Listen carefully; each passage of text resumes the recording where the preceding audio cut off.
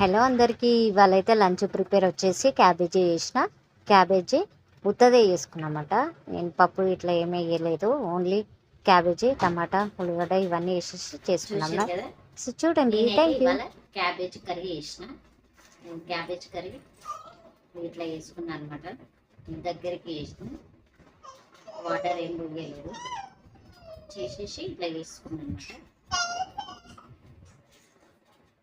చూసారు కదా, మీరు కూడా ట్రై చేయండి.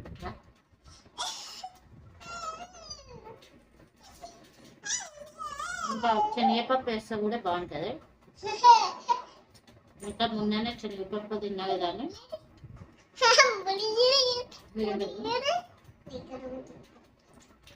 బాగానే ఉంది.